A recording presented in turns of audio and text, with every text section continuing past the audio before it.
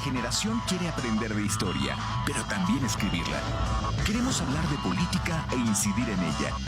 Queremos escuchar, pero también ser escuchados. Foro 89.5, con Paco Vallejo y Manuel Galván. La historia es nuestra y la hacen los pueblos. ¿Qué tal? Muy buenos días, bienvenidas, bienvenidos a Foro 89.5.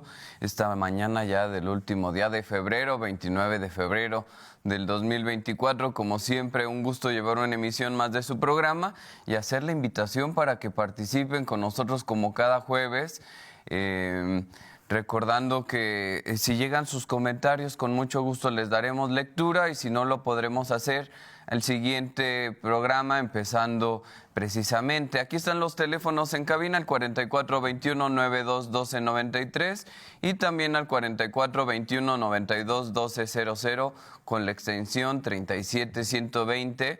Agradeciendo su participación, siempre importante, siempre oportuna, que enriquecen y favorecen este foro. Y precisamente se quedaron dos mensajes de la semana pasada con los cuales quisiera empezar a agradecer al señor Sánchez. Dice, maestro Paco, sobre la libertad de expresión, yo le digo, ¿qué defienden estos corruptos y neoliberales del PRI y del PAN? Si López Obrador no los dejara manifestar, la gente del fin de semana pasado no hubiera estado ahí. Bueno, esto referente al programa pasado donde hablábamos de alguna forma de cómo, pues, acercándonos a las elecciones de este año, del 2024, pues se han venido calentando los discursos y, bueno, también los grupos opositores tienen este derecho de manifestación, de asociación, de organización y, pues bueno, de alguna forma se demuestra que en nuestro país se siguen garantizando esas libertades, estos derechos en los cuales, pues bueno, cualquier grupo esté a favor o en contra del gobierno puede hacer de estas facultades y bueno, de alguna forma ahí se garantizan. También el señor Domingo nos habla en este sentido. Dice, no es un discurso de odio refiriéndose al del presidente, pero es un análisis cierto de las cosas que no se vieron en la marcha. No generalizamos, pero había personas que no sabían ni a qué iban, no saben ni de política, y luego el discurso de Lorenzo Córdoba, el ex... coordinador, no es esta palabra, bueno, ahí del INE, ya salió, y él fue el que encabezó el discurso en la explanada ahí de en la plancha del Zócalo, y dice, no tiene nada que ver, sé lo que significa democracia, o solo porque los demás lo mencionan. Viva la libertad de expresión y viva la inteligencia, pero con conocimiento. Y bueno, nada más como para dar un poquito de contexto a las llamadas que llegaron, pues bien, comentábamos el programa pasado hubo ciertos comentarios de parte del presidente a las personas que asistieron a esta manifestación, ¿no? Tachándolos de corruptos, de de personas que se resisten al cambio, de conservadores, y si bien, como bien comentan aquí, pues hay ciertos argumentos para hacer este tipo de expresiones, pues creo que también el presidente debe de ser un poco más mesurado, un poco más responsable y al mismo tiempo innecesaria este tipo de declaraciones, porque pues los mismos hechos, los mismos eventos, pues van haciendo que este tipo de digamos, eventos muchas veces con la intención de desinformar, ¿no? Porque incluso Lorenzo Córdoba salió y dijo que la democracia estaba en peligro y en cuanto se bajó y tuvo una entrevista, se corrigió y dijo, no, en nuestro país no hay peligro para la democracia por todo lo que has hecho, por las instituciones, por el INE y bueno, de alguna forma corrige, pero imagínense también, así como delicado fue este tipo de expresiones que se le podían cuestionar al presidente, pues bueno, encabezar una marcha, una manifestación y hacer un discurso de miedo ¿no? Donde desafortunadamente hemos visto esto últimamente, ¿no? El uso del miedo en el sentido de que se van a perder los derechos, se va a perder la democracia y lo peligroso y delicado que puede ser esto, ¿no? Y de alguna forma, pues sí, lo que representa Lorenzo Córdoba y la construcción de esa democracia oligárquica, esa democracia solamente hecha para las cumbres, para los grupos en el poder, para poder de alguna forma garantizar, establecer pues hasta ciertos límites y bloqueos a las exigencias que puedan venir por parte de la sociedad, incluso con este discurso de que la sociedad sigue siendo una sociedad desinformada, una sociedad incapaz de tener sus propios criterios, y en ese sentido creo que también como el otro lado, debemos de tener esta mesura para las personas que se manifiestan. Las manifestaciones por lo general, y esto lo podemos ver a lo largo de la historia, incluso hablando del 68, un evento sumamente importante para las y los mexicanos, que todos recordamos con mucho cariño y mucha tristeza al mismo tiempo, pues si se preguntaba a las personas que estaban ahí en la calle manifestándose, pues a veces había cierta desinformación, pero al mismo tiempo, pues había ahí de fondo una esencia, y es de lo que también hablaba acá, ¿no? Esta esencia, este miedo que de alguna forma no bien infundada, pues está tratando de ejercer sobre la sociedad para que pues empiece a generar una incertidumbre sobre lo que pueda pasar en este 2024, ¿no? Y aquí entra el tema con el cual del cual quisiera abordar y desarrollar el día de hoy, que es la injerencia. El concepto injerencia, la injerencia en México, la injerencia de los poderes externos a nuestro país, de la injerencia incluso de otros gobiernos en nuestros procesos electorales, en nuestras decisiones como país, en nuestra autodeterminación como país soberanos. Y esto pues tiene que ver precisamente con todo lo que estamos comentando. Nada más para ir entendiendo y quedando en claro que a qué me refiero con injerencismo. Pues bueno, esta palabra que viene de latín, que significa, de latín inserere, que significa plantar o sembrar, pues se ha venido vinculando a los conceptos de entrometerse, inmiscuirse, ejercer influencia o poder sobre otros. Entonces hay que recordar que los estados tienen su propia soberanía. México tiene soberanía, ¿no? Incluso en nuestra Constitución dice que la soberanía pues la tenemos las y los mexicanos, la tenemos el pueblo sobre nuestro territorio, y que los demás países no pueden influir en los asuntos internos de nuestro país en este caso, ¿no? Y bueno, injerencia es que no se influya en las decisiones de los otros países. Y bueno, ahora lo que vemos es precisamente un bombardeo, una intervención económica de otros países para tratar de influir en las decisiones que se están tomando o que están próximas a tomarse en nuestro país. Y bueno, también hay que entender que el injerencismo a lo largo de la historia pues se ha hecho de diferentes formas, sobre todo si hablamos de la historia de América Latina, de nuestro continente, del continente americano, vamos a ver que siempre ha existido, o al menos en la historia de los últimos 2 siglos, ha existido una gran influencia por parte de Estados Unidos en los países latinoamericanos. En algunas veces, pues sí, trayendo ciertos beneficios en el sentido de que hay inversión económica, de que hay intercambio comerciales. Casi siempre cuando hablamos de estos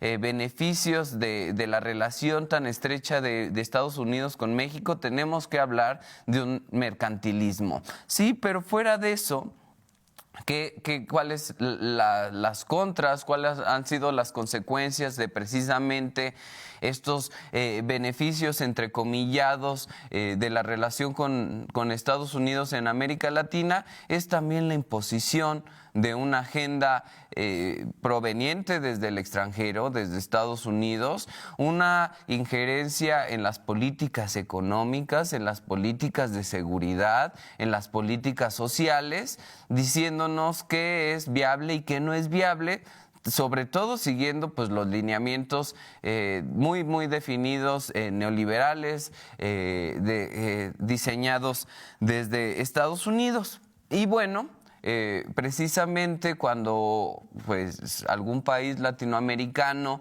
levantaba la voz, cambiaba, exigía su soberanía, exigía este derecho a autodeterminarse a sí mismo, pues lo que vimos en algunos casos de forma muy triste por las consecuencias que vinieron después, pues fue precisamente la intervención militar. La intervención primero para desestabilizar a los países y una vez que ya estaban desestabilizados, legitimar de alguna forma el uso militar, la intervención militar en estos casos. Y bueno, podríamos aquí hacer una lista sumamente larga y nos llevaría todo el programa, pero pues bueno, por mencionar algunos casos está el caso chileno de Salvador Allende, este marxista democrático,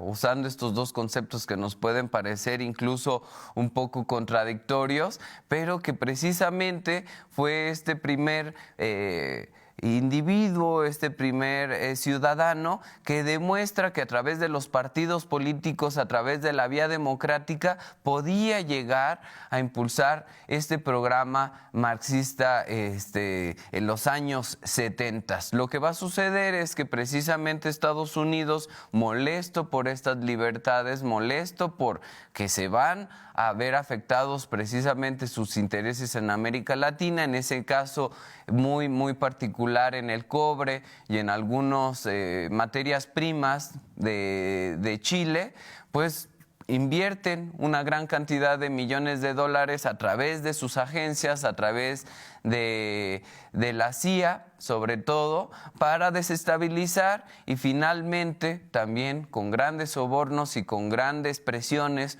sobre grupos militares a provocar que se dé el golpe de Estado. Y así sucedió en muchos países de América Latina, incluso haciendo un porcentaje, podríamos hablar del 80, el 90% de los países donde abiertamente hubo un injerencismo de parte de Estados Unidos. Ahora, ¿qué viene pasando? Pues pasan los años, ya de los 70, pues ya prácticamente van 50 años, y entonces las estrategias de injerencismo no pueden seguir siendo las mismas, ¿no? La intervención militar como tal, pues en la actualidad está sumamente mal vista, ¿no? No se permite esto, se critica y entonces se busca hacer a través de otros medios, de otras formas.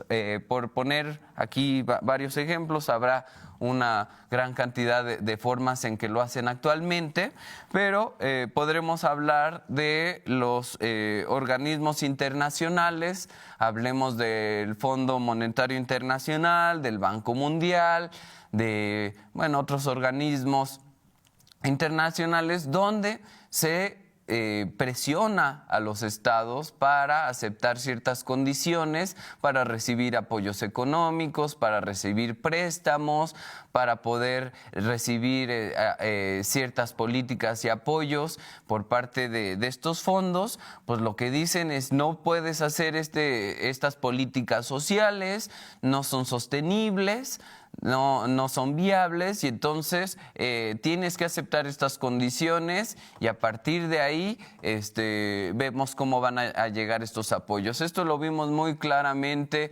en Argentina, ¿no? Los argentinos, pues bueno, vimos las crisis económicas tan complicadas que vivieron en las últimas décadas, precisamente, bueno, por manejos incorrectos, sí, de la economía, pero al mismo tiempo acompañadas de estas presiones internacionales que conllevaron a que de alguna forma se confiara en el Trump argentino. Y bueno, inmediatamente vienen estos recortes sociales, inmediatamente vienen estas políticas de vender todas las áreas, todas las empresas del Estado, pasarlas al sector privado. Y bueno, esto ya también de alguna forma nosotros lo hemos visto en México después de este periodo neoliberal de 36 años, donde pues con una excusa de que éramos un Estado sumamente obeso,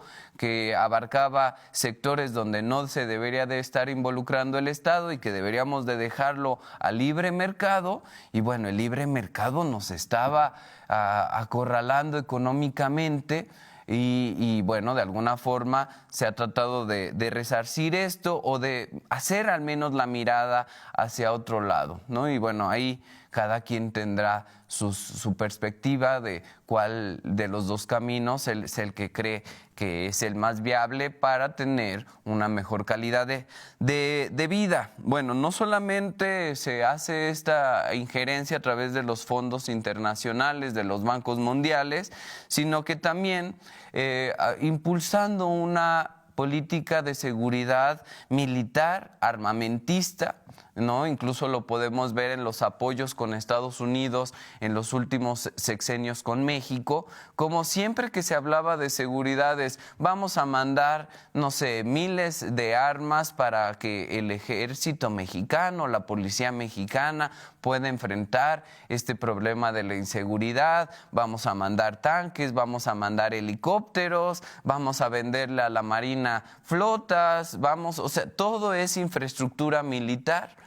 Y no se cuestiona cuál es la situación por la cual pues los países en América Latina, incluido México por supuesto, le estaba apostando al crimen organizado. ¿Por qué los jóvenes estaban insertando en el crimen organizado? ¿Por qué mejor se valoraban estas ideas de es mejor tener una vida corta pero plena que una vida larga y mísera?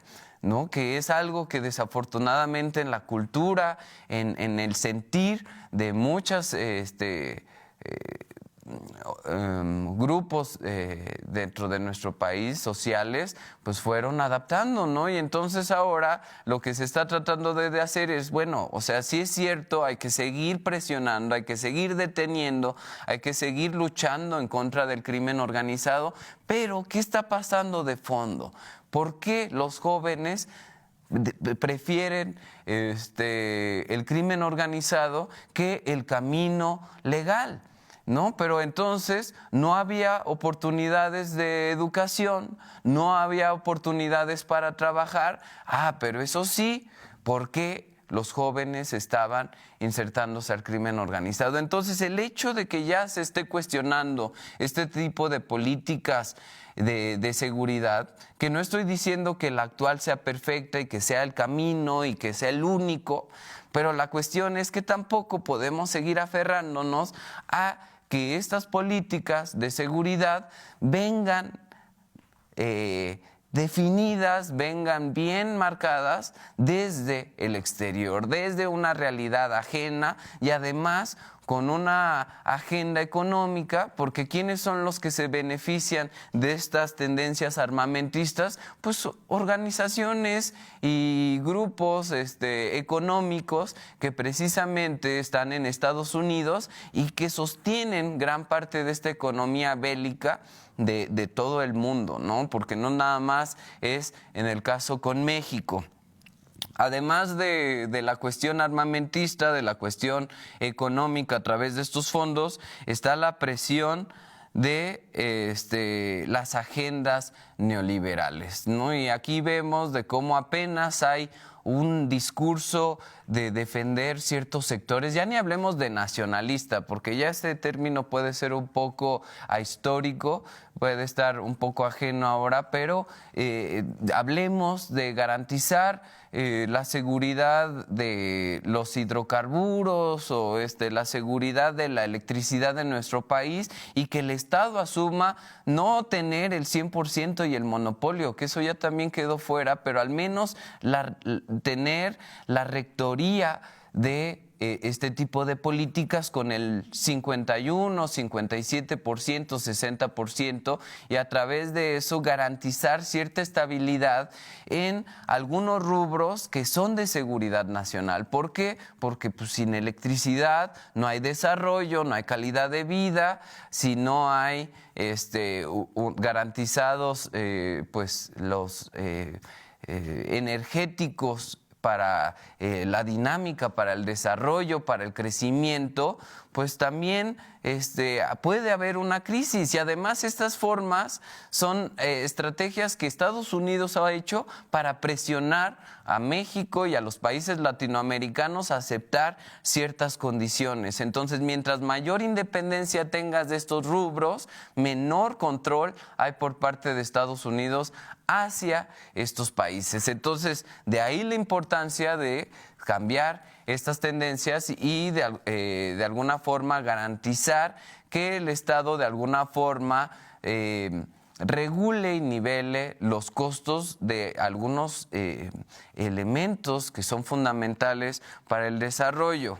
Los medios de comunicación, que esto yo creo que es algo que ahorita todos estamos viendo, como pues se coordinan, hay grandes campañas de desinformación. No me voy a meter a nada en particular en este programa, pero vemos cómo a través de los grandes medios no hay mucha injerencia, hay mucho intervencionismo, hay una forma de tratar de pues manipular la forma de pensar, las tendencias, de generar miedo, de evitar que pues haya libertad precisamente en la forma de pensamiento de las y los mexicanos. No hay análisis, no hay crítica de sus fuentes, no hay cuestionamientos profundos, siempre estos análisis superficiales que poco aportan a la democracia, que al contrario, más bien lo que hacen es perjudicar precisamente